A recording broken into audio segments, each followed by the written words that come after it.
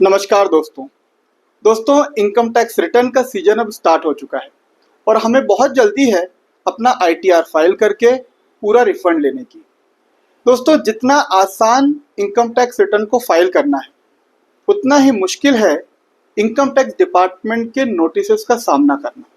इसलिए आज हम बात करने वाले हैं उन महत्वपूर्ण बिंदुओं पर जो हमें हमेशा ध्यान रखना है अपना आईटीआर फाइल करने से पहले।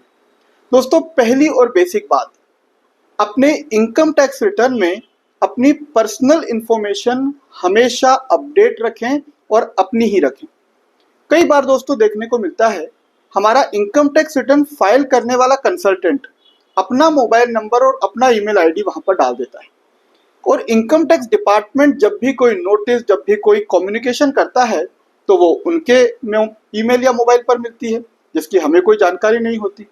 और ऐसी स्थिति में हम बहुत मुश्किल में पड़ जाते हैं जब ड्यू डेट्स निकल जाती है और हमारे पास रिप्लाई करने का समय नहीं होता। इसलिए हमेशा ध्यान रखिएगा, इनकम टैक्स रिटर्न फाइल करते समय हर साल अपना मोबाइल नंबर, अपना ईमेल आईडी और अपना कम्युनिकेशन एड्रेस अपना ही रखें और अपडेट करते रहें। दोस्तों, दूसरी महत्वपूर्ण बात है इनकम टैक्स रिटर्न में फेक डिडक्शंस को क्लेम करना। पिछले सालों तक हम ये देखते आए हैं कि इनकम टैक्स असेसी ज़्यादा से ज़्यादा रिफंड लेने के लिए फेक डिडक्शंस भी क्लेम कर लेते हैं। दोस्तों, इनकम टैक्स में चैप्टर 6A, जिसमें 80C से लेकर 80U तक की डिडक्शंस गिवन है, चाहे वो LIC प्रीमियम हो, मेडिक्लेम हो, सुकन्या समृद्धि हो, ELSS हो, तमाम डिडक्शंस का बेनिफिट केवल पेमेंट बेस पर ही अलाउ है। अर्थात केवल उन्हीं डिडक्शंस को क्लेम करें जिसका आपने वास्तव में फिनेंशियल ईयर के बीच पेमेंट किया।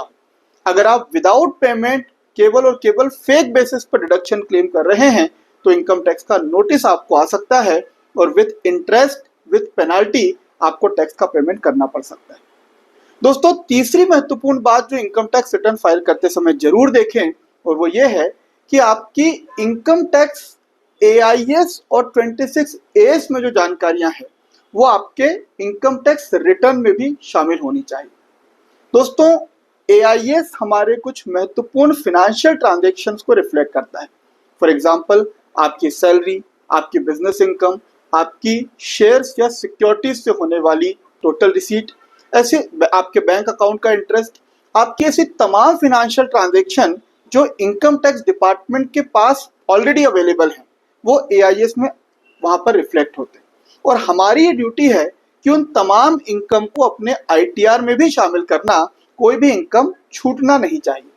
दोस्तों, दूसरा फॉर्म होता है 26A, जिसमें हमारे तमाम इनकम पर जो TDS डिडक्टेड हैं उनकी पूरी जानकारी दी होती है।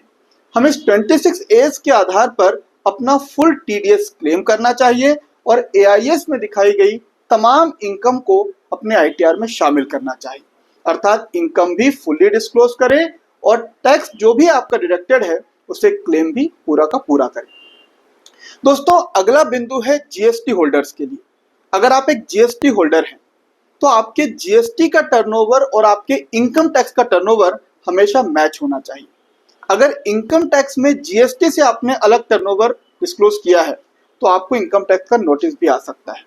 कई बार देखने को मिलता है GST में हमने 3 करोड़ का टर्नओवर दिखाया, जबकि ITR में तो हमने 2 करोड़ के अंदर रखकर 44AD का फायदा ले लिया या 3 करोड़ के भीतर भीतर रखकर हमने कुछ बेनिफिट्स का लाभ ले लिया। दोस्तों, ऐसी स्थिति में इनकम टैक्स डिपार्टमेंट आपको इनकम के अंडर डिस्क्लोजर का नोटिस कम्युनिकेट कर सकता है और आपको उसके रिपरकेशन भी झेलने पड़ सकते हैं। दोस्तों, इनकम टैक्स रिटर्न के साथ साथ कई सारे महत्वपूर्ण फॉर्म्स होते हैं जो अगर आपके ऊपर एप्लीकेबल हैं तो आपको उन्हें फाइल करना मैंडेटरी होता है। फॉर एग्जांपल, अगर आप 80GG के अंतर्गत एक नॉन एम्प्लॉय होते हुए हाउस रेंट का क्लेम करते हैं, दोस्तों ऐसी स्थिति में आपको फॉर्म 10BA फाइल करना मैंडेटरी है। इसी तरह दोस्तों, अगर आप एक सैलरीड एम्प्लॉय हैं और पास्ट ईयर का एरियर आपको मिल रहा है, उन एरियर की रिलीफ अगर आप लेना चाहते हैं अंडर सेक्शन 89 तो आपको फॉर्म 10E भरना मैंडेटरी है। और दोस्तों, इस साल से जबकि इनकम टैक्स की 2 रिजाइम हमारे सामने हैं और हम न्यू रिजाइम जो बाय डिफॉल्ट है उसे हटकर ओल्ड रिजाइम में जाना चाहते हैं या फिर इस न्यू रिजाइम में री एंटर करना चाहते हैं, तो हमें एक नया फॉर्म मैंडेटरीली भरना होगा जो है फॉर्म 10 EIA।